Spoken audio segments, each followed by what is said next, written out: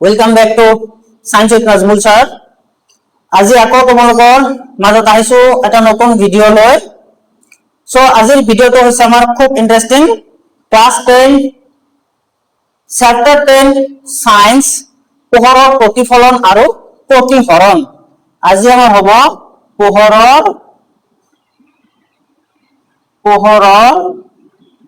প্ৰতিফলন আৰু প্ৰতিহৰণ আৰু প্ৰতিহৰণ।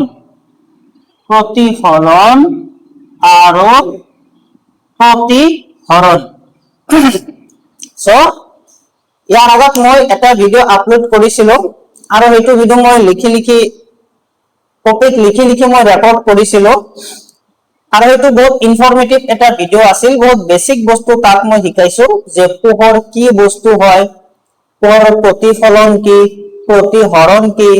সমতল দাপনৰ দ্বাৰা পোহৰৰ প্ৰতিফলন কিদৰে হয়, তাৰে পিছত প্ৰতিফলন একচুয়ালি কি বস্তু হয়, এইবিলাক বস্তু মই তাতে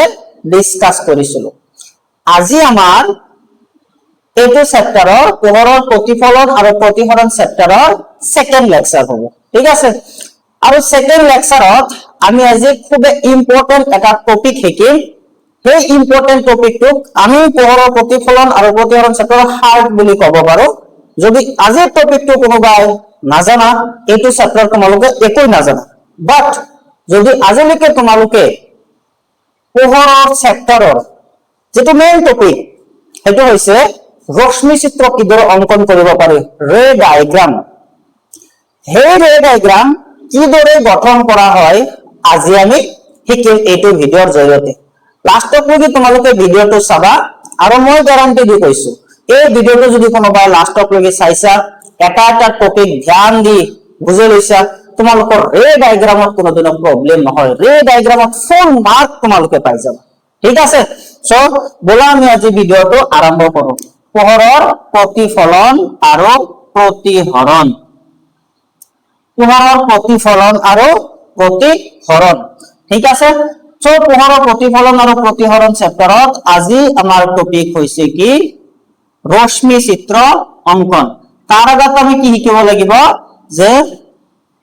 অবতল দাপনৰ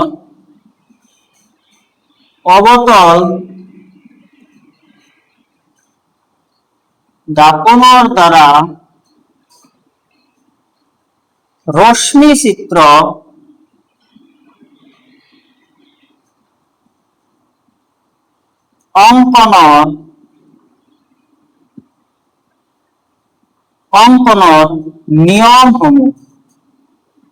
অঙ্কনৰ নিয়মসমূহ, ঠিক আছে। আজি আমি এইটো ভিডিওত কি শিকিম, অবতল দাপন। আজিৰ আমাৰ টপিক কি, ফাৰ্স্ট টপিক হ'ব আমাৰ এইটো অবতল দাপনৰ দ্বাৰা ৰশ্মি চিত্ৰ অঙ্কনৰ নিয়মসমূহ। চাৰিটা নিয়ম আছে, ঠিক আছে।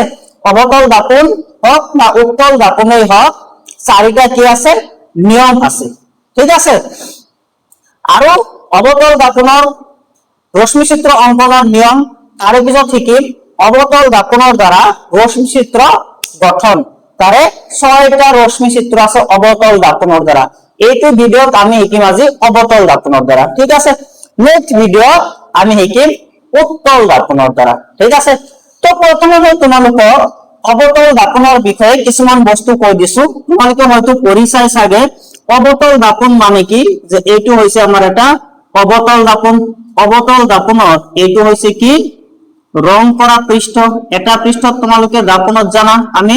ৰং কৰি দিও, ঠিক আছে। আৰু এইটো আমাৰ কি, মুখ্য অক্ষ। কিছুমান বস্তু মই অলপ কৈ দিছো, এইটো কি বুলি কোৱা হয়, মুখ্য অক্ষ, যাক ইংলিছত কি বুলি কয়, প্ৰিন্সিপাল এক্সিস। আৰু এই মুখ্য অক্ষটোৱে দাপনৰ যিটো বিন্দু কি কৰিছে, ছেদ কৰিছে, এই বিন্দুটো পি ৰে বুজোৱা হয়, ৰাইট। আৰু পিক কি বুলি কোৱা হয়, ইয়াতে পিক কি বুলি কোৱা হয়, পিক মেৰু বুলি কোৱা হয়। মনত ৰাখিবা, পিক কি বুলি কোৱা হয়, মেৰু, যাক ইংলিছত পোল বুলি কোৱা হয়, পোল। আৰু সেই পোলৰ পিটো একচুয়ালি ইয়াতে ব্যবহাৰ কৰা হয়। আৰু সদায় এটা বস্তু মনত ৰাখিবা, এইটো যিটো কি আছে মেৰু আছে, মেৰুটো কি হয় এই দাপোনৰ মধ্যবিন্দু, ঠিক আছে। মেৰুটো একদম মই যদি কোনোবাই যদি দাপোনৰ ইয়াতে বনাই থৈছা বা তলফালে বনাই থৈছা নহব, মেৰুটো ক'ত থাকিব সদায় দাপোনৰ একদম সেই মাজত থাকিব লাগিব, ঠিক আছে। তাৰে পিছত এই দাপোনটো নিশ্চয় কোনো না কোনো এটা গোলকৰ পাৰ্ট আছিল। সাপোজ ধৰা এইটো কি মই লৈছো এটা গোলাকাৰ কাঁচৰ এটা গোলক কৈছো, ঠিক আছে, কাঁচৰ গোলক। আৰু এই কাঁচৰ যিকোনো গোলক এটাৰ কি থাকিব কেন্দ্ৰ থাকিব, গোলকৰ কি থাকিব সদায় এটা কেন্দ্ৰ থাকিব, হয় না নহয়। আৰু এই কেন্দ্ৰৰ পৰা মই গোলকটোৰ পৰা কি কৰিছো ধৰা এই পাৰ্টটো এই স্পেচিয়েল পাৰ্টটো মই কি কৰিছো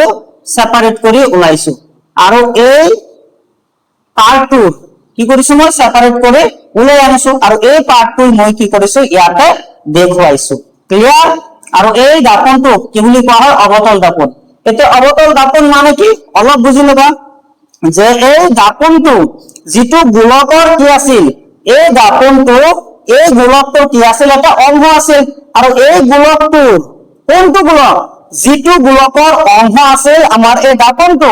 সেই গোলকৰ এটা কেন্দ্ৰ আছিল নাই, সেই কেন্দ্ৰটো আমি আনুমানিকভাৱে ধৰি লৈছো ধৰা এইটো কি আমাৰ এই গোলকৰ কেন্দ্ৰ আছিল, আৰু এইটোই কি হৈ যাব আমাৰ দাপোনটোৰ কেন্দ্ৰ,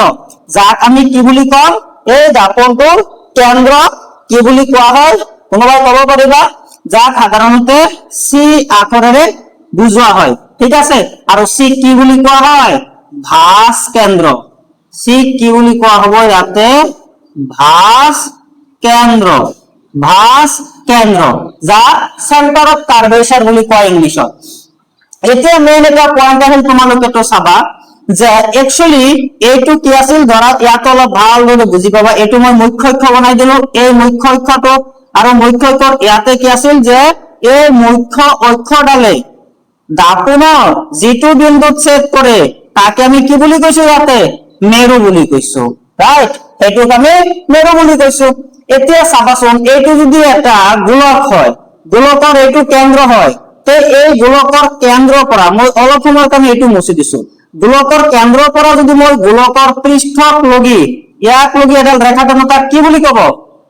ভিতর ব্যাসার্ধ হয় না নহয় ব্যাসার্ধ হয়, অর্থাৎ এই যে সি আর পির মাজৰ যিখিনি দূৰত্ব আছে ইয়াকো আমি কি বুলি কম এই যেটো আমার দাপন আছে অবতল দাপন আছে, অবতল দাপনটো ভাঁজ ব্যাসার্ধ বুলি কম, তাক আমি আর এৰে বুজাম, অৰ্থাৎ এই সি আৰ পিৰ মাজৰ যিখিনি দূৰত্ব তাক ক্যাপিটাল আৰ এৰে বুজোৱা হয়, আৰু ক্যাপিটাল আৰ মানে কি ভাঁজ ব্যাসাৰ্ধ, ভাঁজ ব্যাসাৰ্ধ হব, এটো কি বুলি কোৱা হয় ভাঁজ ব্যাসাৰ্ধ, ঠিক আছে। এতিয়া কি কৰিম মই সি আৰু পিৰ সু মাজত এডাল বিন্দু থাকে, সি আৰু পিৰ সু মাজত এডাল বিন্দু থাকে যাক ক্যাপিটাল এফ এ দি বুজোৱা হয়, আৰু ক্যাপিটাল এফ ইয়াতে কি হয় ক্যাপিটাল এফক কি বুলি কোৱা হয় মুখ্য ফোকাস, মুখ্য ফোকাস বুলি কোৱা হয়, মুখ্য ফোকাস বা অনলি ইয়াক ফোকাস বুলিও কোৱা হয়, মুখ্য ফোকাস বা ফোকাস বুলি কোৱা হয়। এতিয়া এই যে ফোকাস আছে বা মুখ্য ফোকাস, ফোকাস আৰু পিৰ মাজৰ যিখিনি দূৰত্ব ইয়াক স্মল লেটাৰ এফ এৰে বুজোৱা হয়, স্মল লেটাৰ এফ এৰে বুজোৱা হয়, আৰু স্মল এফক কি বুলি কোৱা হয় ইয়াতে ইয়াক ফোকাস দৈৰ্ঘ্য বুলি কোৱা হয়, মনত ৰাখিবা ইয়াক কি কয় ফোকাস দৈৰ্ঘ্য। জেনারেলি আমার capital F R small F অলপ কনফিউজ থাকা দেখা যায় স্টুডেন্টক ভুল করে, ক্যাপিটাল এফ মানে কি মুখ্য ফোকাস, আর মুখ্য ফোকাস মানে কি হয় যে মুখ্য ফোকাস আমার যেটো কি আছে মেরু আর ভাঁজ কেন্দ্ৰৰ মাজৰ যেটো অংশ বা বিন্দু সেই বিন্দুটোক কি বুলি কোৱা হয় মুখ্য ফোকাস বুলি কোৱা হয়, ঠিক আছে। আৰু ফোকাস দৈৰ্ঘ্য কি ফোকাস দৈৰ্ঘ্য হৈছে মুখ্য অক্ষৰ পৰা আমাৰ যেটো মেৰু আছে মেৰুৰ মাজৰ দূৰত্বক কি বুলি কোৱা হয়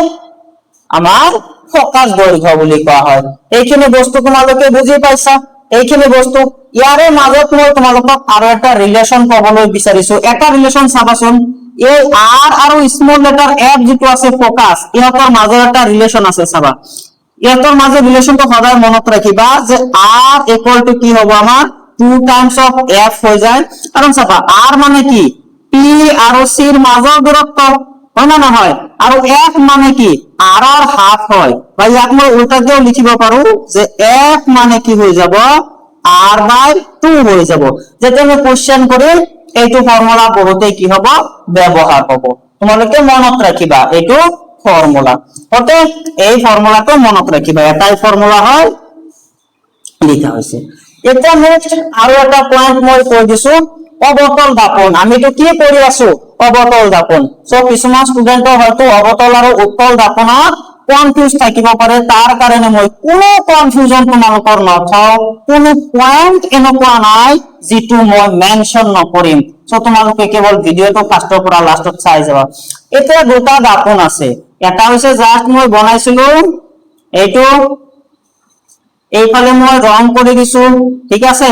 এইফালে মই কি কৰি দিছো ৰং কৰি দিছো এইটো কি আমাৰ সি হয় এতিয়া তোমালোকে এটা বস্তু ধ্যান দিবা কি হৈছে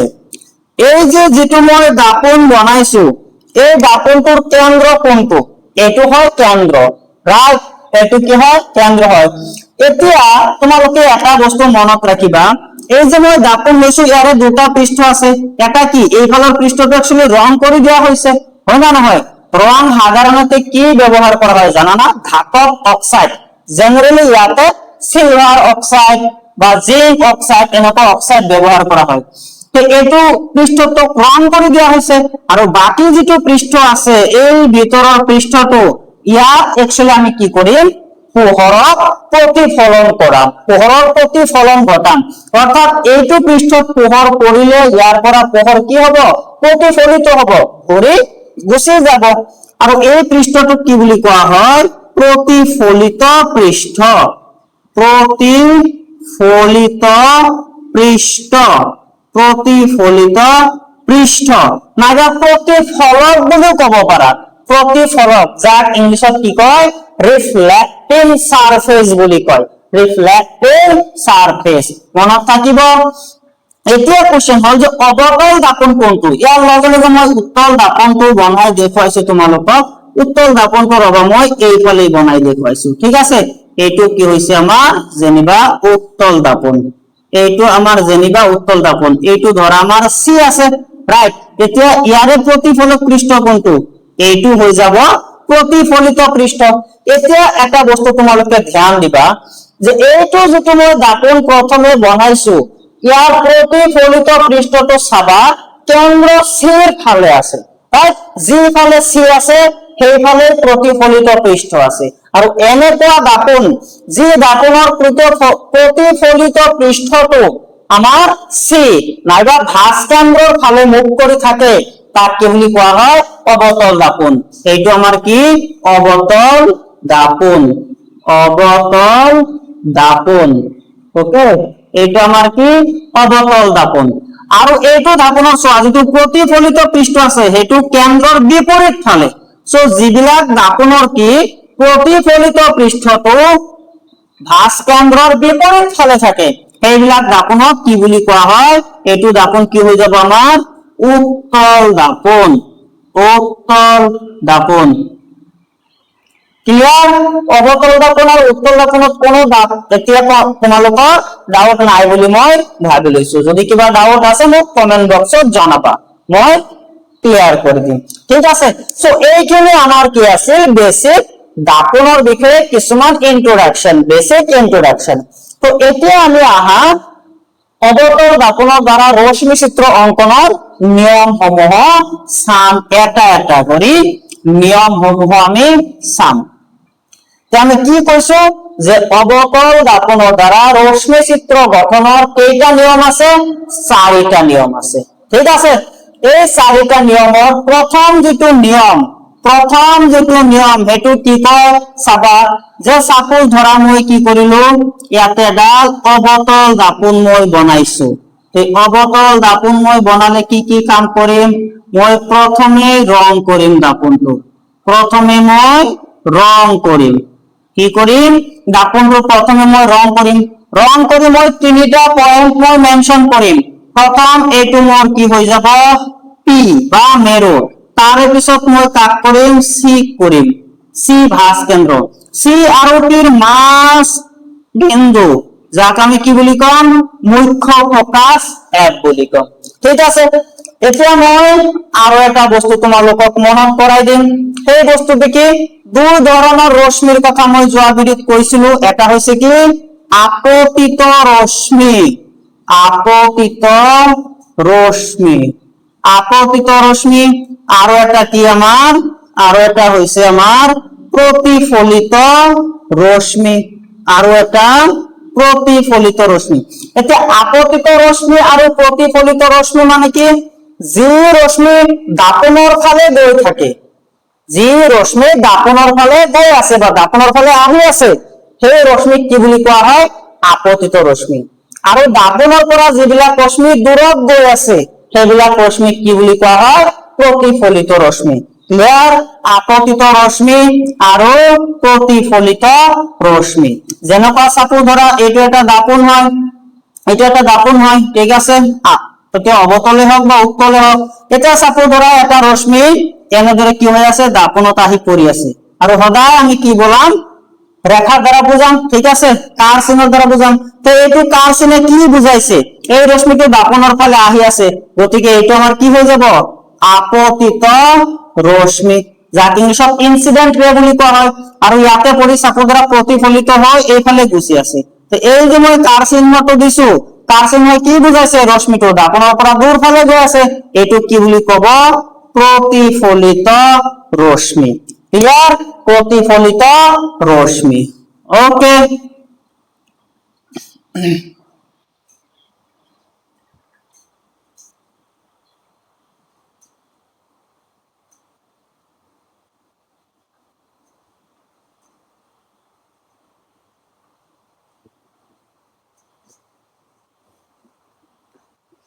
ঠিক আছে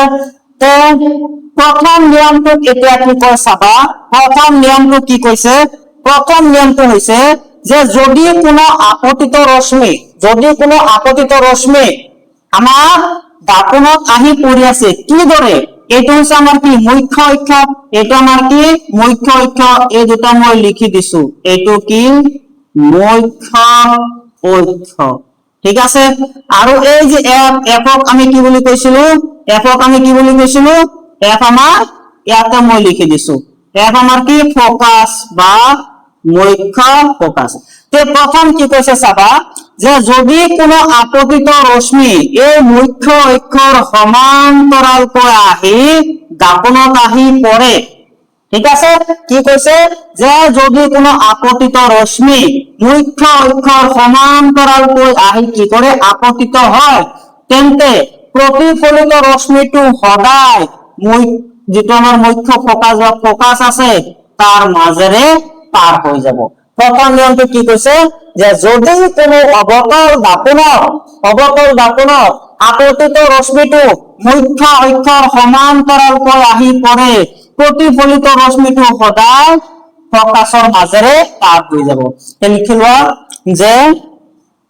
যদি আপতিত ৰশ্মিটো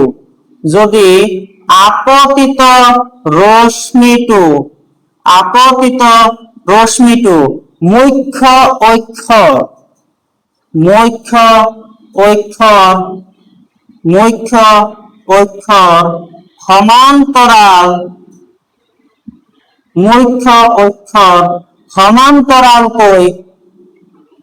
সমান্তৰালকৈ আহে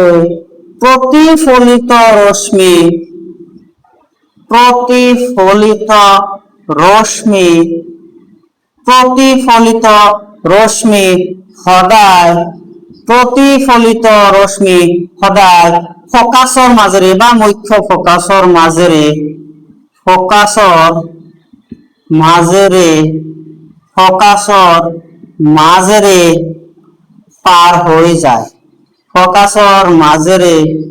পাৰ হৈ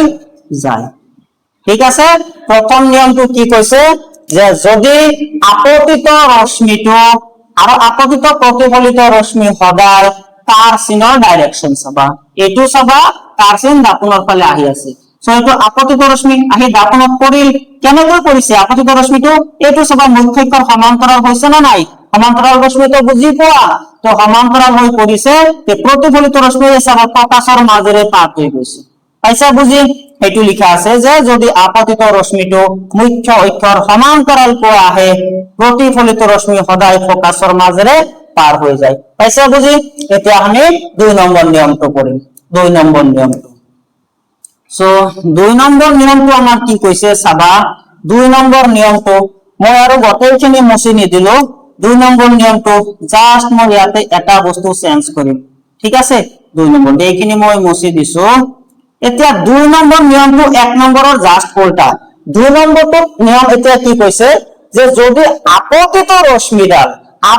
ৰশ্মি কি হয় ফকাসৰ মাজেৰে আহে, আপতিত ৰশ্মি কি হয়, এইটো আপতিত ৰশ্মি, ঠিক আছে? এইটো মই এৰো দি বুজাইছো, এইটো আমাৰ কি আপতিত ৰশ্মি। এতিয়া চাবা আপতিত ৰশ্মি ফকাসৰ মাজেৰে আহে দাপোনত পৰিছে না নাই? পৰিছে। তে প্ৰতিফলিত ৰশ্মিটো এতিয়া কি হৈ যাব? মুখ্য অক্ষৰ সমান্তৰাল হৈ পাৰ হৈ যাব। পাইছা বুজি? 2 নম্বৰটো কি কৈছে যে আপতিত ৰশ্মিটো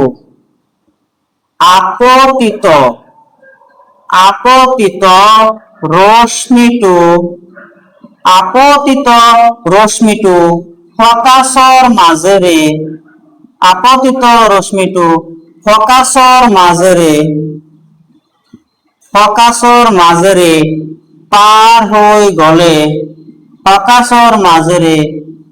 পাৰ হৈ গলে প্ৰতিফলিত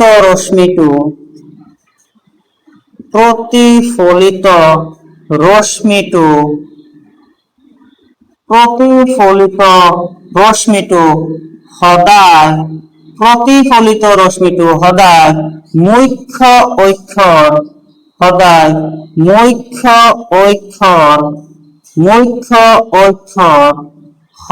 সমান্তৰালকৈ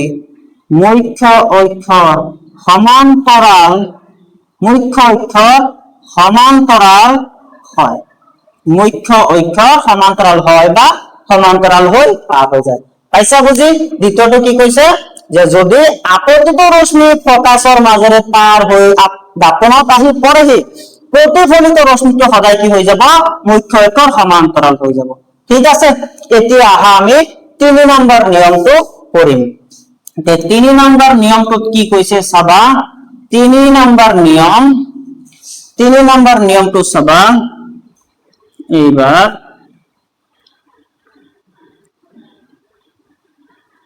3 নম্বৰ নিয়মটো কি কৈছে এতিয়া চাবা যে যদি আপতিত ৰশ্মিটো এবাৰ কি হৈছে, যেটো আমাৰ ভাঁজ কেন্দ্ৰ আছে, ভাঁজ কেন্দ্ৰৰ মাজেৰে আহি যদি আপতিত ৰশ্মিটো আমাৰ কি হয় দাপোনত আপতিত হয় বা দাপোনত পৰে, এইটো আমাৰ কি ভাঁজ কেন্দ্ৰ। আপতিত ৰশ্মিটো কোন ফালে দি আছে? এই ভাঁজ কেন্দ্ৰৰ মাজেৰে আহিছে না নাই? আহিছে। তেতিয়া প্ৰতিফলিত ৰশ্মিটো এই একেটা পথেৰে গুচি যাব। ঠিক আছে? যে কি কৈছে আপতিত ৰশ্মি যদি ভাঁজ কেন্দ্ৰৰ মাজেৰে আহি দাপোনত পৰে, প্ৰতিফলিত ৰশ্মিটো কোন ফালেদি গুচি যাব? একেই পথেৰে গুচি যাব। ঠিক আছে? 3 নম্বৰ নিয়মটোত কি কৈছে যে যদি আপতিত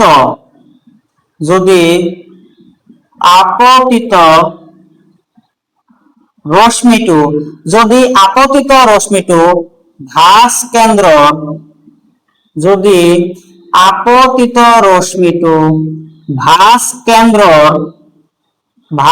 কেন্দ্ৰৰ মাজেৰে আহে, প্ৰতিফলিত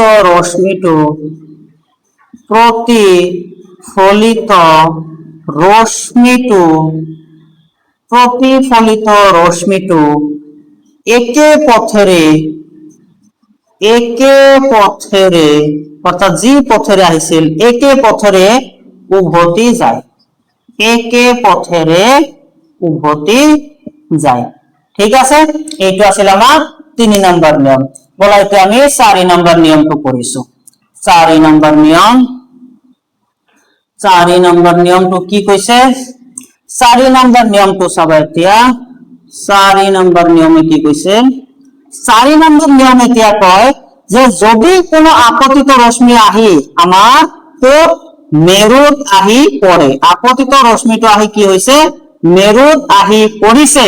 ঠিক আছে তেতিয়াহলে প্ৰতিফলিত ৰশ্মি কোনফালেদি গুচি যাব চাবা প্ৰতিফলিত ৰশ্মি কি হৈ যাব যে আপতিত ৰশ্মিয়ে মুখ্য অক্ষৰ লগত যিমান ডিগ্ৰী কোণ কৰে প্ৰতিফলিত ৰশ্মিও মুখ্য অক্ষৰ লগত সিমান ডিগ্ৰী কোণ কৰি গুচি যাব অৰ্থাৎ এই ক্ষেত্ৰত আমাৰ কি হ'ব angle I equal to angle R আপতন কোণ প্ৰতিফলন কোণৰ কি হৈ যাব সমান হৈ যাব ঠিক আছে তো 4 নম্বৰটো আমি কি লিখিম যে আপতিত ৰশ্মিটো 4 নম্বৰটো আমি লিখিম যে আপতিত ৰশ্মিটো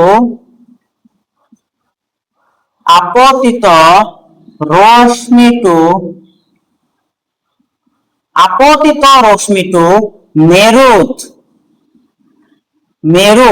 বা পিত আপতিত ৰশ্মিটো মেৰুত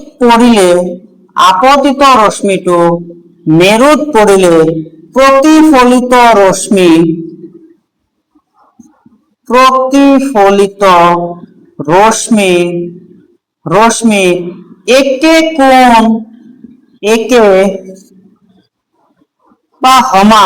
একে বা সমান বুলিও দিব পাৰা একে বা সমান কোণ কৰি উভতি যায় বা প্ৰতিফলিত হয় উভতি যায় বা প্ৰতিফলিত হয় অৰ্থাৎ আমি কি কব পাৰো যে অৰ্থাৎ আপতন কোণ I ইজ ইকুয়াল টু প্ৰতিফলন কোণ R ঠিক আছে তো এইটা আছিল আমাৰ কি অবতল দাপনৰ দ্বাৰা ৰশ্মি চিত্ৰ অঙ্কনৰ নিয়মসমূহ ঠিক আছে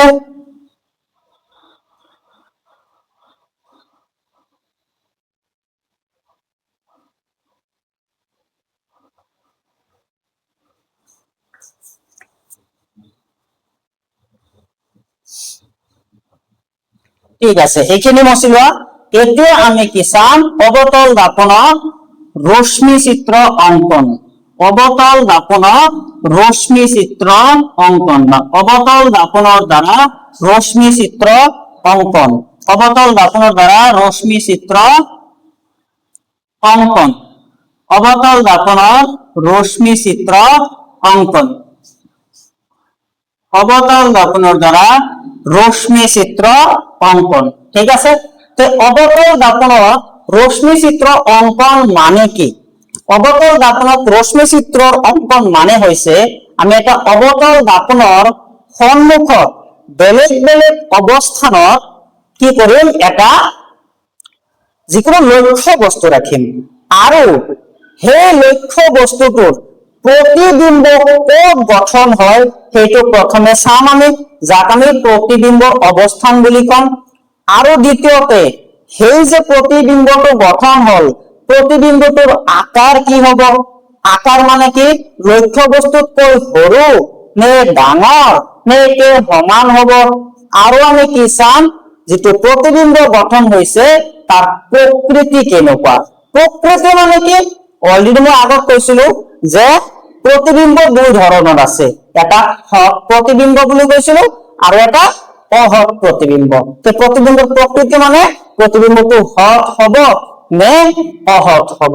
ঠিক আছে হট হ'ব নে অহট হ'ব তে প্ৰথম যেটো আমি চাম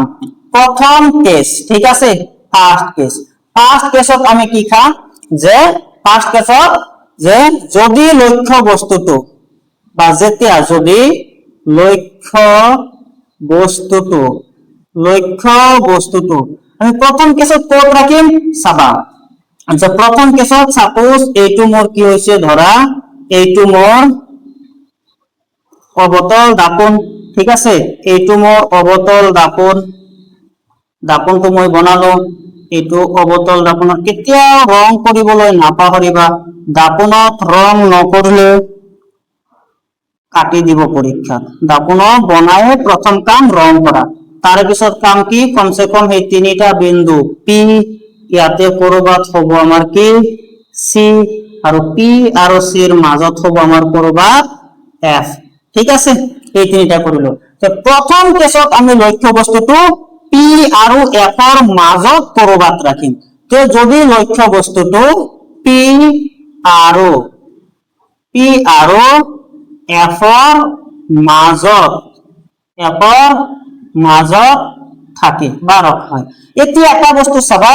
যে p আৰু f ৰ মাজত মানে যে এক্স্যাক্টলি মাজত ৰাখিব লাগিব হেতু কথা নহয় p আৰু f ৰ মাজত য'ত ৰাখি লব তুমি ইয়াৰ পৰা আৰম্ভ কৰি ইয়াৰ ভিতৰত য'ত ৰাখিলে হ'ব ঠিক আছে থাকে এতিয়া আমি চাম প্ৰথম কেছ ঠিক আছে তে মই এতিয়া কি কৰিলো ধৰা মোৰ লক্ষ্য বস্তুটো মই ক'ত ৰাখিম লক্ষ্য বস্তুটো মই p আৰু f ৰ মাজত ৰাখিলো তো এইটো কি হল মোৰ ধৰা লক্ষ্য বস্তু ঠিক আছে এইটো মোৰ কি লক্ষ্য বস্তু ঠিক আছে তে এতিয়া প্ৰতিবিম্ব কি হয় মই আগতে কৈছিলো প্ৰতিবিম্ব মানে য'ত প্ৰতিফলিত ৰশ্মিয়ে কটাকটি কৰে এতিয়া কটাকটি কৰাৰ কাৰণে আমাৰ মিনিমাম দুটা ৰশ্মি লাগিব ঠিক আছে তো দুটা প্ৰতিফলিত ৰশ্মি আমাৰ লাগিব তো দুটা প্ৰতিফলিত ৰশ্মিৰ কাৰণে আমাৰ কি লাগিব দুটা আপতিত ৰশ্মি লাগিব তো দুটা আপতিত ৰশ্মিকে মই কেনেকৈ বনাম চাবা প্ৰথমটো আপতিত ৰশ্মিক মই কি কৰিলো মুখ্য অক্ষৰ সমান্তৰালকৈ আনি দাপনত আপতিত কৰালো তে আমি অলপ আগত কৰিলো প্ৰথম নিয়মটো মনত কৰা যে যদি আপতিত ৰশ্মি মুখ্য অক্ষৰ সমান্তৰালকৈ দাপনত কৰে প্ৰতিফলিত ৰশ্মিটো সদায় কি হৈ যাব যে প্ৰতিফলিত ৰশ্মিটো সদায় f ৰ মাজেৰে পাৰ হৈ যাব এইটো আমাৰ কি f ঠিক আছে এটা আমি প্ৰতিফলিত ৰশ্মি পালো এতিয়া দ্বিতীয়টো আমি কি কৰিম যে দ্বিতীয়টো আমি সাপোজ ধৰাতে মই p আপতিত কৰালো তো অলপ আগত আমি 4 নম্বৰ নিয়মটো কৰালো যে p যদি মই কি কৰো আপতিত কৰাও তেতিয়া কি হৈ যাব এই আপতিত ৰশ্মিয়ে এই মুখ্য অক্ষৰ লগত যিমান কোণ কৰিছে তে প্ৰতিফলিত ৰশ্মিয়ে কি কৰিব সিমান কোণ কৰিয়ে গুচি যাব ৰাইট এতিয়া চাবা প্ৰতিবিম্ব আমাৰ ক'ত গঠন হ'ব যে প্ৰতিবিম্ব সদায় ক'ত গঠন হয় য'ত প্ৰতিফলিত ৰশ্মি দুটাই কটাকটি কৰে এতিয়া চাবা এইটো আছিল মোৰ প্ৰথম প্ৰতিফলিত ৰশ্মি আৰু এইটো হল মোৰ দ্বিতীয় প্ৰতিফলিত ৰশ্মি এতিয়া এটা বস্তু চাবা এই প্ৰতিফলিত ৰশ্মি দুটা মই যদি আৰু বঢ়াই দিও লাহে লাহে এটা আনটোৰ পৰা দূৰ ফালে গৈ আছে ৰাইট লাহে লাহে দূৰ হৈ আছে তাৰ মানে এই দুটা মই এইফালে যিমানে বঢ়াই দিও কৰবাতটো কটাকটি নকৰে যদি কটাকটি নকৰে মই কি কৰিম এইকেইটা আমি পিছফালে বঢ়াই দিম পিছফালে ক'ত বঢ়াম সাপোজ ধৰা পিছফালে মই এনেকৈ বঢ়াই দিম এইটো মই বঢ়াই দিলো পিছফালে বঢ়াই দিওতে কি কৰিল এইটো বিন্দুত কি কৰিল দুটা কটাকটি কৰিল দাপনৰ পিছফালে আৰু এই বিন্দুটোতে আমাৰ কি হ'ব এই বিন্দুটোতে আমাৰ প্ৰতিবিম্ব গঠন হ'ব এতিয়া এই বিন্দুটোৰ পৰা মই এনেকৈ এডাল ৰেখা বনাই দিম আৰু এইটোই কি হৈ যাব মোৰ প্ৰতিবিম্ব পাইছা বুজি তে এইটো আমাৰ কি আছিল এইটো আছিল আমাৰ লক্ষ্য বস্তুক মই a b বুলি কৈছো ধৰা আৰু লক্ষ্য বস্তুৰ উচ্চতাক আমি কি বুলি কওঁ ho হাইট অফ অবজেক্ট আৰু এইটো কি মোৰ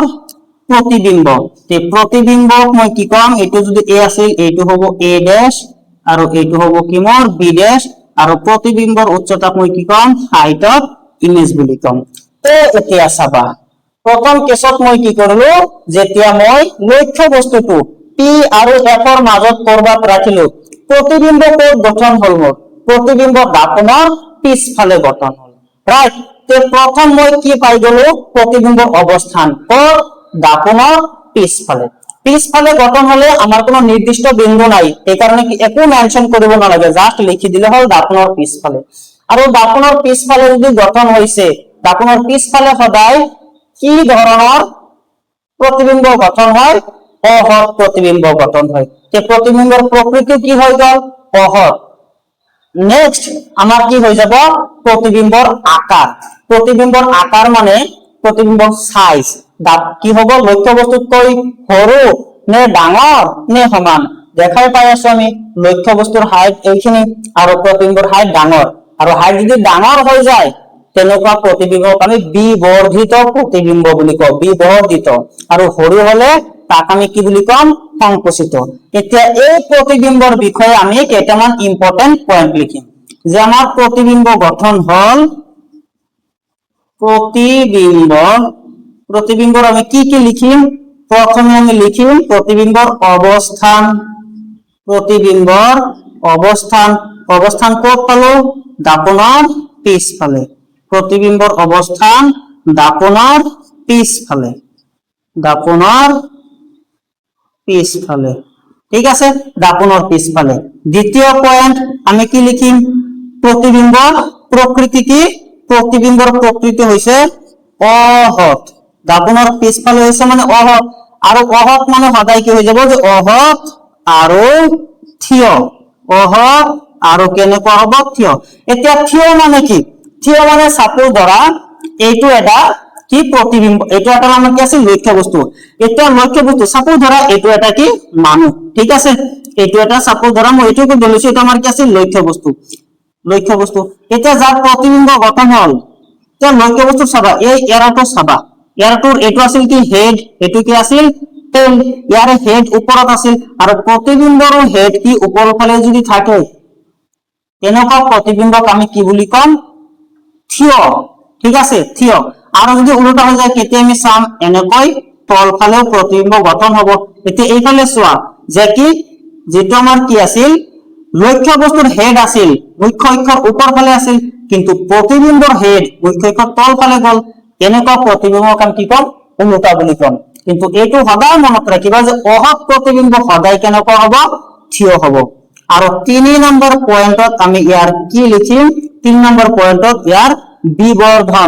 বিবৰ্ধন বা কি লিখিম আমি ইয়াৰ আকাৰ কেনেকুৱা যে লক্ষ্য বস্তুতকৈ ডাঙৰ বা সিম্পলি আমি লিখিলাম বিবৰ্ধিত প্ৰতিবিম্ব তো গোটেই কেইটা ইমেজত আমি কি কৰিব লাগিব এই পয়েন্ট কেইটা মেনশন কৰিব লাগিব পাইছা বুজি এতিয়া এটা বস্তু মনত ৰাখিবা যে অবতল দাপনৰ ক্ষেত্ৰত আমি মুঠ 6টা কি পাম 6 ধৰণৰ প্ৰতিবিম্ব পাম ঠিক আছে আৰু প্রথম এই যেটা আমি কেস চালো যদি আমি লক্ষ্য বস্তুটো কি কৰো লক্ষ্য বস্তুটো পি আৰু এফৰ মাজত ৰাখো এই ক্ষেত্ৰতে আমাৰ প্ৰতিবিম্বটো দাপনৰ পিছফালে গঠন হ'ব তাৰ মানে অহত প্ৰতিবিম্ব গঠন হ'ব আৰু বাকি এতিয়া আমি যে 5টা কেস চাম 5টা কেছত কি হ'ব প্রতিবিম্ব দাপনৰ সন্মুখত গঠন হ'ব ঠিক আছে তাৰ মানে হক প্রতিবিম্ব গঠন হ'ব থাকিব মনত ঠিক আছে এতিয়া বলা আমি দ্বিতীয়টো কেস চাম এতিয়া আমি দ্বিতীয় কেস চাম রাইট দ্বিতীয় কেস যদি লক্ষ্য বস্তুটো এতিয়া কত আমি রাখিম লক্ষ্য বস্তুটো চাবা মই প্রথমে এটো বনাই লৈছো এটো সাপোজ ধৰা মোৰ কি আছিল অবতল দাপনটো আছিল এটো মোৰ অবতল দাপন এই মই দাপনত ৰং কৰি দিছো এইটো হল দাপনৰ মোৰ পি আৰু এইটো কি হৈ যাব মোৰ সি আৰু পি আৰু সিৰ মাজত আহি যাব মোৰ কি এফ এতিয়া চাবা প্ৰথম কেসত মই কি কৰিছিলো লক্ষ্য বস্তু কত ৰাখিছিলো পি আৰু এফ ৰ মাজত কৰবা এতিয়া সেকেন্ড কেসত মই কি কৰিম লক্ষ্য বস্তুটো এক্স্যাক্টলি এফত ৰাখিম সেকেন্ড কেসত মই লক্ষ্য বস্তুটো কত ৰাখিম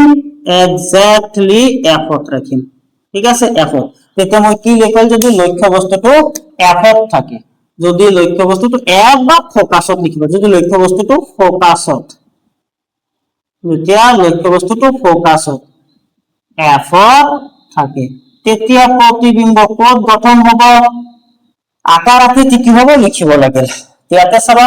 যে প্রথমে মই কি কৰিম ইয়াৰ পৰা প্ৰথম ৰশ্মিটো সদায় মই কি কৰিম মুখ্য অক্ষৰ সমান্তৰাল কৰি কৰিম আৰু সমান্তৰাল কৰি হলে কি হ'ব ফোকাসৰ মাজেৰে পাৰ হৈ যাব ঠিক আছে আৰু দ্বিতীয়টো মই কি কৰিম এবাৰো পি তে আপতিত কৰিম ঠিক আছে দ্বিতীয়টো মই কি কৰিলো পি আপতিত কৰিলো পিত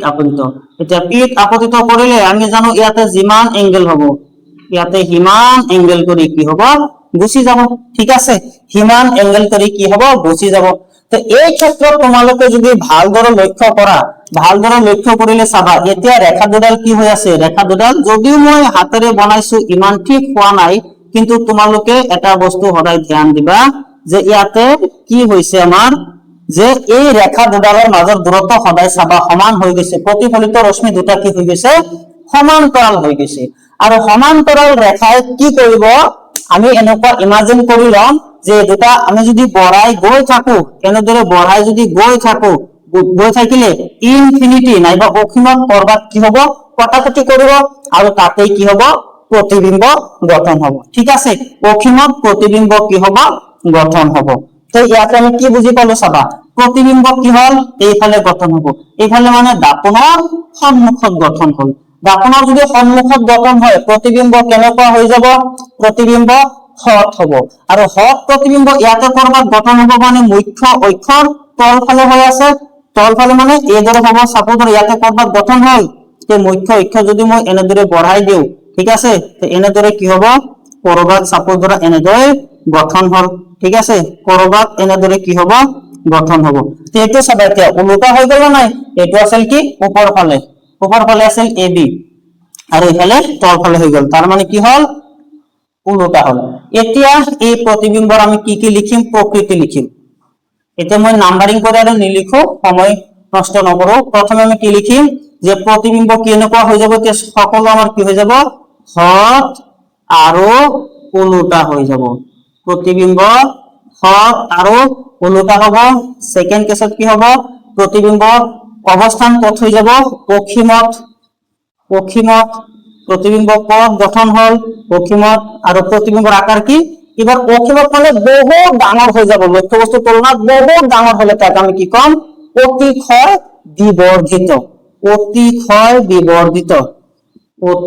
স্পেলিং এটি হ'ব না চাই লবা অতিক্ষয় বিবৰ্ধিত যাক হাইলি ম্যাগনিফাইড বুলি কোৱা হয় হৰ আৰু উল্টা অসীমত হ'ব আৰু অতিক্ষয় বিবৰ্ধিত হ'ব ক্লিয়ার সেকেন্ড কেস বুঝি পাইছা তে এইবার আহা আমি থার্ড কেস পড়িম এইবার আমি পড়িম থার্ড কেস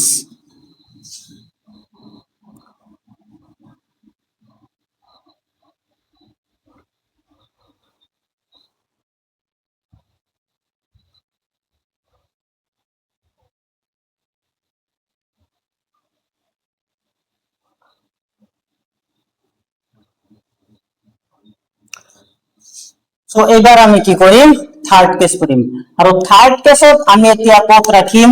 এইটো সাপোজ ধরা কি আছিল মোর দাপন আছিল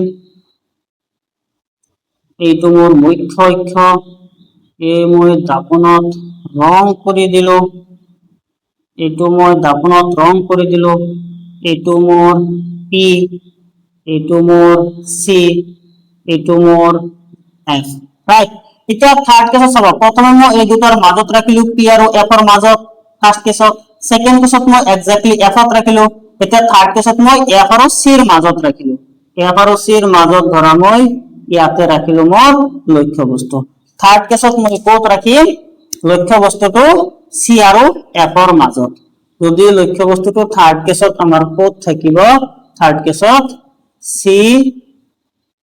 আৰু এফ ৰ মাজত সি আৰু এফ ৰ মাজত সেই একেই প্ৰথমটো মই আপতিত ৰশ্মি কি কৰিম মুখ্য অক্ষৰ সমান্তৰালকৈ নি দাপনত পেলালো তে প্ৰতিফলিত ৰশ্মি মোৰ কি হৈ যাব এফ ৰ মাজেৰে পাৰ হৈ গল ঠিক আছে আৰু সেকেন্ড মই এবাৰ কি কৰিলো সাপোজ ধৰা সেকেন্ড মই এবাৰ এফ ৰ মাজেৰে আনি ইয়াতে দিলো তে এফ ৰ মাজেৰে যদি আহে আপতিত ৰশ্মি प्रतिफलित रश्मि कत गठन हब प्रतिफलित रश्मि मुख्य अक्षर समान्तराल हो যাব ठीक আছে प्रतिफलित रश्मि मुख्य अक्षर समान्तराल हो যাব কত ইয়াতে কটাকটি কৰিছো দুটা তে ইয়াতে কি হৈ যাব আমাৰ प्रतिबिंब गठन হব এইটো আমাৰ কি হল प्रतिबिंबर गठन হল ঠিক আছে তো এইবাৰও আমাৰ प्रतिबिंब কত গঠন হৈছে এইবাৰ আমাৰ प्रतिबिंब ধাপনৰ সন্মুখত কত গঠন হল চাবা ইয়াত দুই ধৰণে লিখিবা পাৰো সিৰ পিছফালে বুলি কব সিৰ চাবা এটো পিছফাল আছে না নাই এটো সন্মুখৰ ফাল এটো পিছফাল বা আৰু ইয়াৰ এটা নাম আছে এই মুখ্য অক্ষটো মই বঢ়াই গৈ সাপোজ ধৰা মই কি কৰিছো অসীমক লাগি বঢ়াই গৈছো তে মই এটো মোক সি পিছফাল বুলি কয় নহলে এটো কি কম সি আৰু অসীমৰ মাজত বুলিও কব পাৰিম। তে এই প্ৰথমে আমি কি লিখিম, যেটো প্ৰতিবিম্ব গঠন হল দাপনৰ সন্মুখত হৈছে মানে হত হৈছে। এটা পাঁচটা কেছত মই অলৰেডি কৈ দিছো যে অবতল দাপনত প্ৰথম কেছত কি হব, অহত আৰু থিয় প্ৰতিবিম্ব গঠন হব। বাকি পাঁচটা কেছত প্ৰতিবিম্ব কি হৈ যাব, এটা তোমালোকে ভাবিব নালাগে, এই পইণ্টতে মনত কৰি লোৱা, ফিক্সড হৈ গল। কি হব, হত আৰু ওলোটা প্ৰতিবিম্ব কেনেকুৱা হব, প্ৰতিবিম্ব হত আৰু ওলোটা, প্ৰতিবিম্ব হত আৰু ওলোটা। দ্বিতীয় কেছত প্ৰতিবিম্ব কেনেকুৱা হব, হত আৰু অৱস্থান কি হল যে চি আৰু অসীমৰ মাজত, চি আৰু অসীমৰ মাজত, চি আৰু অসীমৰ মাজত। এতিয়া প্ৰতিবিম্বৰ আকাৰ কেনেকুৱা হৈ যাব, বিবৰ্ধিত, বিবৰ্ধিত, বিবৰ্ধিত, বিবৰ্ধিত হৈ যাব। তাৰ মানে লক্ষ্য বস্তুতকৈ ডাঙৰ হৈ যাব। আগতো আছিল অতিশয় বিবৰ্ধিত আৰু এইটো কি হৈ গল, বিবৰ্ধিত। এতিয়া আমি ফৰ্থ কেছ চাম, স্ক্ৰিনশ্বট মাৰি লোৱা। এতিয়া আমি ফৰ্থ কেছ চাম, ফৰ্থ কেছ। ফৰ্থ কেছত এতিয়া আমি কত ৰাখিম চাবা, ফৰ্থ কেছ এইটো হল মোৰ অবতল দাপন, এইটো মোৰ হল মুখ্য অক্ষ, এই মই দাপনত কৰি দিলো ৰং, এইটো হল মোৰ পি, এইটো হল মোৰ সি, এইটো হল মোৰ এফ। ঠিক আছে, এইটো কি হল মোৰ এফ। এতিয়া আহা 4 নম্বৰ কেছত, ইয়াৰ আগত মই কত ৰাখিছিলো, এফ আৰু চিৰ মাজত, এতিয়া মই এক্সেক্টলি চিত ৰাখিম, এতিয়া মই এক্সেক্টলি চিত ৰাখিম। আৰু এইটো অলপ ইম্পৰ্টেন্ট কেছ হয় চাবা। এতিয়া মই লক্ষ্য বস্তুটো কত ৰাখিম, যদি লক্ষ্য বস্তুটো চিত থাকে, চিত থাকে। তোমালোকে চি নিলিখি সম্পূৰ্ণ নামটো লিখি লবা, মই অলপ টাইম বচোৱাৰ কাৰণে লিখি আছো। এতিয়া চিত হলে কি হৈ যাব চাবা, সেই একেই নিয়ম। প্ৰথমে কি কৰিম, মই এডাল আপতিত ৰশ্মি মুখ্য অক্ষৰ সমান্তৰালকৈ নি দাপনত আপতিত কৰাম। এইটো কোন ফালে দি গুচি যাব, আমাৰ এফৰে গুচি যাব, এইটো এফৰে গুচি গল। আৰু দ্বিতীয়টো মই এবাৰ কি কৰিম, যদি এফৰ মাজেৰে নিও, দ্বিতীয়টো মই এবাৰ এফৰ মাজেৰে নিলো, এফৰ মাজেৰে নিলে ই কি হৈ যাব, মুখ্য অক্ষৰ সমান্তৰাল হৈ যাব। ৰাইট, এইটো কত কটাকটি কৰিলে, ইয়াতে কটাকটি কৰিছে। আৰু এইটো অলপ ইম্পৰ্টেন্ট কেছ হৈ যায়। মই ডায়গ্ৰাম বিলাক হাতেৰে বনাই আছো তো অলপ ইফাল সিফাল হৈ যাব পাৰে, কিন্তু তোমালোকে পইণ্ট বিলাক মনত ৰাখিবা যে যদি মই কি কৰো, লক্ষ্য বস্তুটো চিত ৰাখো, প্ৰতিবিম্ব চিতেই গঠন হব। ঠিক আছে, প্ৰতিবিম্ব চিত গঠন হব। আৰু এই প্ৰতিবিম্বৰ যিটো আকৃতি হব, ঠিক আছে, সৰি আকাৰ হব, এইটো লক্ষ্য বস্তুৰ আকাৰৰ সমান হব, লক্ষ্য বস্তুৰ আকাৰৰ সমান হব। তেতিয়া আমি সেই তিনিটা পইণ্ট লিখি যাম। প্ৰথম, প্ৰতিবিম্বৰ প্ৰকৃতি কেনেকুৱা, হত আৰু ওলোটা, প্ৰতিবিম্ব হত আৰু ওলোটা, অৱস্থান কত, চিত হব। থাৰ্ড পইণ্ট, প্ৰতিবিম্বৰ কেনে হব, প্ৰতিবিম্বৰ আকাৰ লক্ষ্য বস্তুৰ আকাৰৰ সমান, লক্ষ্য বস্তুৰ আকাৰৰ, লক্ষ্য বস্তুৰ আকাৰৰ সমান হৈ যাব। তিনিটা পইণ্ট শেষ হৈ গল। আহা এতিয়া আমি 5 নম্বৰ কেছটো চাম। 5 নম্বৰ কেছটো আমি চাম। 5 নম্বৰ কেছত এতিয়া আমি কি কৰিম, 5 নম্বৰ কেছ আমি চাম চাবা। 5 নম্বৰ কেছ, এইটো আমাৰ অবতল দাপন, এইটো আমাৰ মুখ্য অক্ষ, এইটো আমাৰ পি, এইটো আমাৰ সি, এইটো আমাৰ এফ। দাপনত এয়া কৰি দিছো মই ৰং। ইয়াৰ আগত মই চিত ৰাখিছিলো, এতিয়া মই চিৰ পিছফালে বা ইনফিনিটি আৰু চিৰ মাজত ৰাখিম। সাপোজ মই ইয়াতে ৰাখিলো কৰবাত, এতিয়া মই ইয়াতে ৰাখিছো। চাবা এতিয়া মই লক্ষ্য বস্তুটো, যদি লক্ষ্য বস্তুটো এইটো আমাৰ কেছ নম্বৰ 5 চলি আছে, যদি লক্ষ্য বস্তুটো কত ৰাখিছো মই, চি আৰু অসীমৰ মাজত, এইটো অসীমৰ মাজত, অসীমৰ মাজত ৰাখিছো। ঠিক আছে, এতিয়া চাবা প্ৰথমটো মই কি কৰিম, প্ৰথমটো মই মুখ্য অক্ষৰ সমান্তৰাল কৈ দিলো, এইটো কি হৈ যাব আমাৰ ফকাসৰ মাজেৰে পাৰ হৈ যাব, ঠিক আছে। দ্বিতীয়টো মই কি কৰিম এবাৰ, দ্বিতীয়টো সাপোজ ধৰা মই এবাৰ সিৰ মাজেৰে দি দিলো, ঠিক আছে। সিৰ মাজেৰে দিলে 3 নম্বৰ নিয়ম মনত কৰা, এটো কি হৈ যাব একেই পথৰে গুচি যাব, ৰাইট। এবাৰ ক'ত কটাকটি কৰিছে, এইটো বিন্দুত কটাকটি কৰিছে, তাৰ মানে ইয়াতে কি হ'ব আমাৰ প্ৰতিবিম্ব গঠন হ'ব, ক'ত হল সি আৰু এফৰ মাজত, ঠিক আছে। আৰু এইটো আছিল প্ৰতিবিম্বৰ আকাৰ, সৰি লক্ষ্য বস্তুৰ আকাৰ, আৰু প্ৰতিবিম্বৰ আকাৰ চাবা এতিয়া কি হৈ গৈছে সৰু হৈ গৈছে, ঠিক আছে। তে প্ৰতিবিম্বৰ এই তিনিটা বস্তু প্ৰথম কি হৈ যাব হক আৰু ওলোটা। নেক্সট পয়েন্ট প্ৰতিবিম্বৰ অৱস্থান ক'ত হল সি আৰু এফৰ মাজত, সি আৰু এফৰ মাজত, সি আৰু এফৰ মাজত প্ৰতিবিম্বৰ আকাৰ সংকুচিত, সৰু হৈছে, সৰুটোক কি বুলি কম সংকুচিত বুলি কম, ঠিক আছে। Next last and sixth case চাবা, লাস্ট এন্ড সিক্সথ কেসত এবার আমি ক'ত রাখিম একদম অখিমত রাখিম, ঠিক আছে, অখিমত রাখিম। সো ডায়াগ্রামটো বাৰে বাৰে বনাতকৈ মই অলপ টাইম সেভ কৰি লওঁ, অলপ টাইম মই সেভ কৰি লৈছো, ঠিক আছে, অলপ টাইম সেভ কৰি লৈছো। তো এতিয়া মই 6 নম্বৰ কেস ৰাখিম, ক'ত ৰাখিম অখিমত ৰাখিম, ঠিক আছে, অখিমত ৰাখিম, অখিমত ৰাখিম মই, এইটো মোৰ অখিম, ঠিক আছে, অখিমত। তো অখিমত মই এনেদৰে ৰাখিছো আমাৰ কি লক্ষ্য বস্তুটো 6 নম্বৰ, যদি লক্ষ্য বস্তুটো অখিমত থাকে, যদি লক্ষ্য বস্তুটো ক'ত থাকে অখিমত, লক্ষ্য বস্তুটো অখিমত, ঠিক আছে, লক্ষ্য বস্তুটো ক'ত আছে এবাৰ অখিমত। এতিয়া এটা বস্তু চাবা, তে অখিমৰ পৰা যিমান আপতিত ৰশ্মি, অখিমৰ পৰা যিমান আপতিত ৰশ্মি সেই দাপনত পৰিব, প্ৰত্যেকটো আপতিত ৰশ্মি দাপনৰ সমান্তৰাল হৈয়ে আহিব, মনত ৰাখিবা। এই প্ৰথমটো কি, এতিয়া চাবা এইখিনি মই ডট ডট লাইন বনাইছো, তাৰ মানে এইখিনি কি অখিম বুজাইছে, তো এইখিনিও মই আপতিত ৰশ্মিটো অখিম কি বনাম ডটেড লাইন বনাম। তাৰে পিছত মই কি কৰিলো মুখ্য অক্ষৰ সমান্তৰালকৈ আনিলো, ই সিৰ মাজেৰে পাৰ হৈ যাব, ক'ত সিৰ মাজেৰে পাৰ হৈ যাব। আৰু এটা তুমি যেনেকে নিব পাৰা, মই এবাৰ সাপোজ ধৰা তলৰ পৰা দিলো, এনেকে যাব আপতিত ৰশ্মি, এইটো কি হৈ যাব ফকাসৰ মাজেৰে পাৰ হৈ যাব। ক'ত কটাকটি কৰিলে দুয়োটাই ফকাসত, আৰু প্ৰতিবিম্বটো এবাৰ ক'ত গঠন হল ফকাসত, আৰু একদম সৰু হৈছে অতিকৈ সংকুচিত বা ইয়াক বিন্দু সমূহ বুলি কব।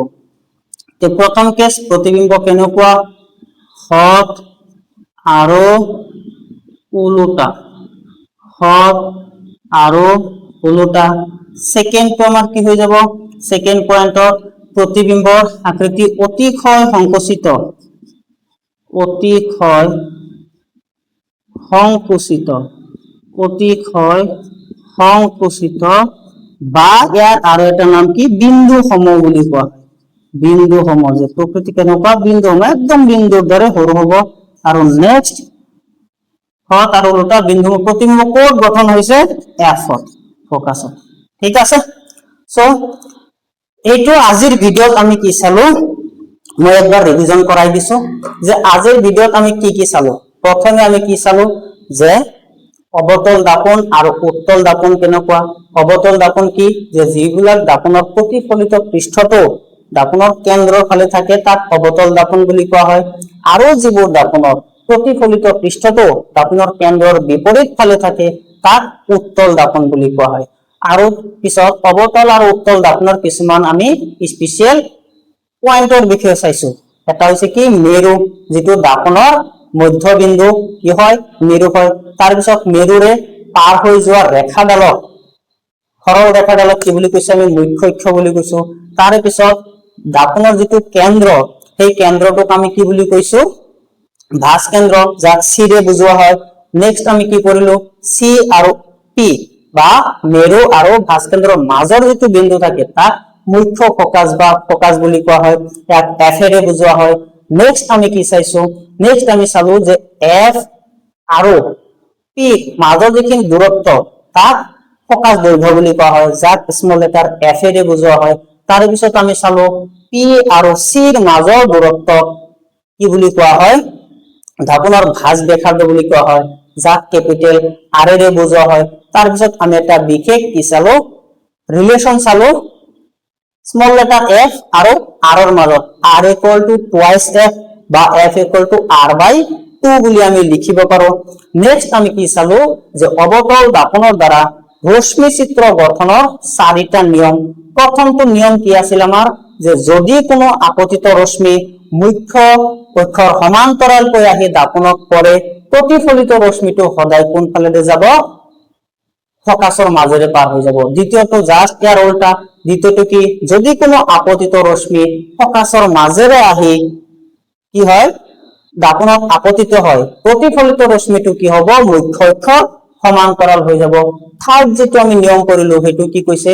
যদি কোনো আপতিত ৰশ্মি সি নাইবা ভাঁজ কেন্দ্ৰৰ মাজেৰে আহি দাপনক পৰে তেতিয়া সেই ক্ষেত্ৰত কি হৈ যাব প্ৰতিফলিত ৰশ্মিটো সেই একেই পথেৰে উভতি যাব আৰু 4 নম্বৰ নিয়মটো কি কৈছে যদি আপতিত ৰশ্মিটো আহি পি বা মেৰুত পৰে সেই ক্ষেত্ৰত ৰিফ্লেকশনৰ নিয়ম লাগি যায় কি হ'ব যে আপতিত ৰশ্মিয়ে মুখ্য অক্ষৰ লগত যিমান ডিগ্ৰী কোণ কৰিব প্ৰতিফলিত ৰশ্মিয়ে সিমান ডিগ্ৰী কোণ কৰি গুচি যাব এই আছিল আমাৰ অবতল দাপনৰ দ্বাৰা ৰশ্মি চিত্ৰ অংকনৰ নিয়মসমূহ তাৰ পিছত আমি 6টা কেছ চালো প্ৰথম কেছত আমি কি চালো প্ৰথম কেছত যদি লক্ষ্য বস্তুটো পি আৰু এফ ৰ মাজত থাকে এই ক্ষেত্ৰত কি হ'ব प्रतिबिंब दापনৰ পিছফালে গঠন হ'ব দাপনৰ পিছফালে प्रतिबिंब গঠন হলে তাক অহক प्रतिबिंब বুলি কোৱা হয় আৰু অহক प्रतिबिंब সদায় থিয় হ'ব আৰু সিধা হ'ব ঠিক আছে অহক प्रतिबिंब সদায় কেনেকুৱা হ'ব থিয় হ'ব আৰু সিধা হ'ব সেকেন্ড কেছত আমি प्रतिबिंब এফত ৰাখিলো লক্ষ্য বস্তু এফত ৰাখিছো তেতিয়া प्रतिबिंब কোড গঠন হৈছে পশ্চিমত হৈছে এতিয়া বাকি পাঁচটা কেছত प्रतिबिंब কি হৈ যাব দাপনৰ সন্মুখত গঠন হ'ব আৰু সেই কাৰণে प्रतिबिंब কি হৈ যাব বাকি পাঁচটা কেছত হট আৰু ওলোটা হ'ব ঠিক আছে সো নেক্সট ভিডিও মই তো সোনকালে লৈ আহিম সো যদি তোমালোকে এই ভিডিওবিলাক ভাল পাইছা চাই কিবা এটা উপকাৰ পাইছা সো চেনেলটো তোমালোকে সাবস্ক্ৰাইব কৰিবা তোমালোকৰ হাফ ইয়াৰলি এক্সাম আহি আছে বহুত এক্সামত এটা সামাৰ ভেকেশন আমাৰ শেষ হৈ গল ঠিক আছে ক্লাস আৰম্ভ হ'ব এতিয়া সামাৰ ভেকেশনৰ পিছত আমাৰ পঢ়াশোনাৰ বহুত গুৰুত্ব দিব লাগিব আৰু তাৰ কাৰণে এই চেপ্টাৰটো বহুত ইম্পৰ্টেন্ট আৰু এই চেপ্টাৰটো যদি কোনোবাৰ ক্লিয়াৰ নাই এই সকল ষ্টুডেন্টৰ লগত তোমালোকে এই ভিডিওবিলাক শেয়াৰ কৰিবা মোক এটা কমেন্ট কৰিবা লাইক কৰিবা চেনেলটো সাবস্ক্ৰাইব কৰিবা আৰু নিজৰ বন্ধু বৰ্গৰ মাজত শেয়াৰ কৰিবা okay next we'll meet in the next video okay thank you